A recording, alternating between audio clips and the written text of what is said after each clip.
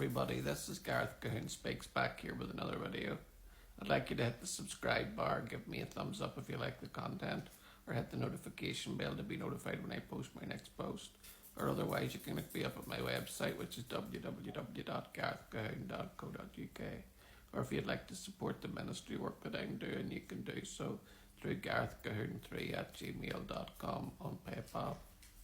This one is about Israel to urge US Envoy Steve Witkoff to insist on end of Iran's nuclear and missile programs, support for regional proxies in upcoming negotiations. Strong agreement can't be limited only to Iranian nuclear program, Israel argues.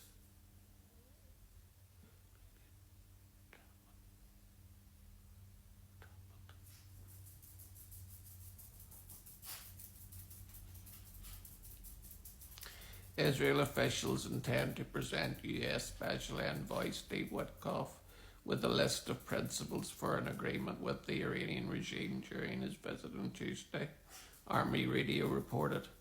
Witkoff was expected to visit Israel ahead of planned summit with Iranian Foreign Minister Abbas Araghchi in Turkey on Friday.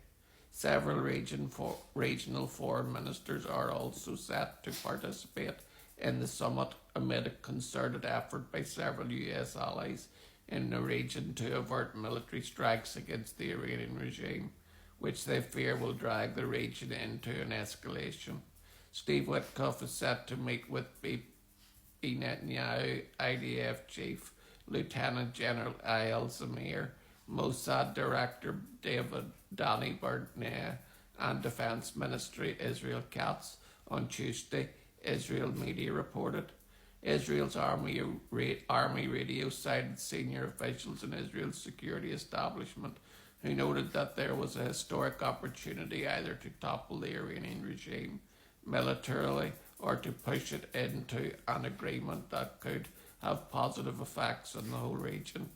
However, the officials intend to present Witkoff with 4 principles to ensure that an agreement would have a positive effect rather than provide the regime with breathing space to recover.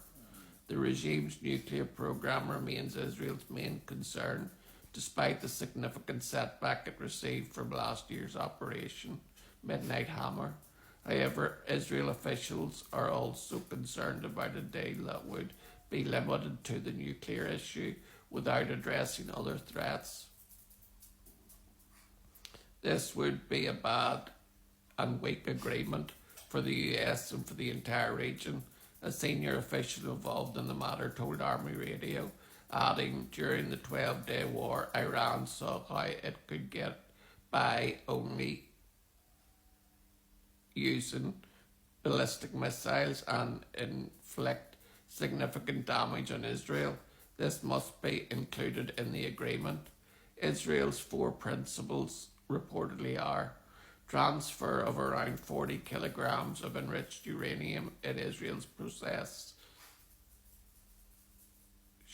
to another country, a complete halt to uranium enrichment inside Iran, significant restrictions on ballistic missile production, an end to the support for Iran's regional proxies in the Middle East, such as Hezbollah and the Houthis.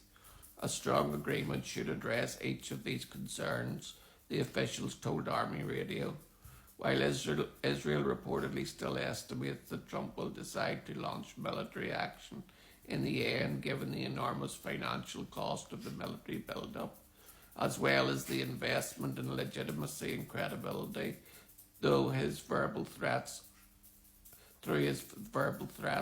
other US allies are pushing to avert the strikes.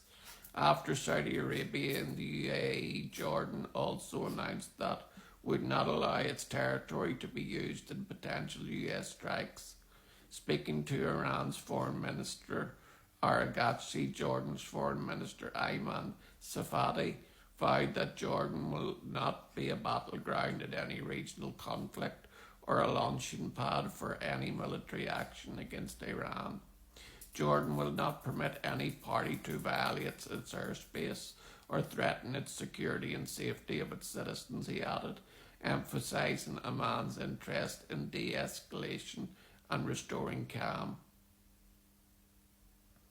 The US military build-up also included significant reinforcements in the Mufwassalati air base in Jordan, where additional F-15 fighter jets and other aircraft have been stationed in recent weeks. The Iranian regime has explicitly threatened the US allies in the region with retaliation in the event of airstrikes. In another such threat, Iran's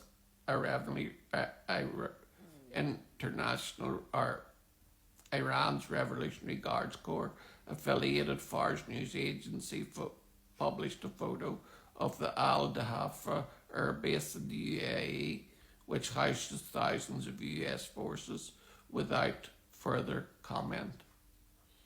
So, is this all heading for a big blow up, or will the Iranian Ayatollah agree to Trump's demands for no nuclear, no arming the proxies, no nuclear enrichment? These seem to be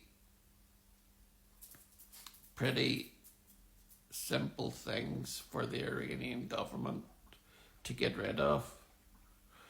But you see, the fact is that they're a genocidal organisation.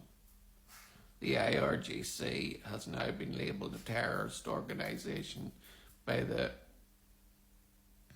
EU and the United Nations, and other countries have done the same, except Keir Starmer, who's looking to still get the Muslim vote. But other than that, will Trump act? Will he not? It seems too large a build-up to simply just turn around and go home without achieving the goals that you were looking to get. And is Iran's bluster that they'll attack and they'll do global jihad if America decides to attack? Is that all bluster, or is there a serious motive behind it? I guess time will tell. Shalom, Maranatha, and hallelujah.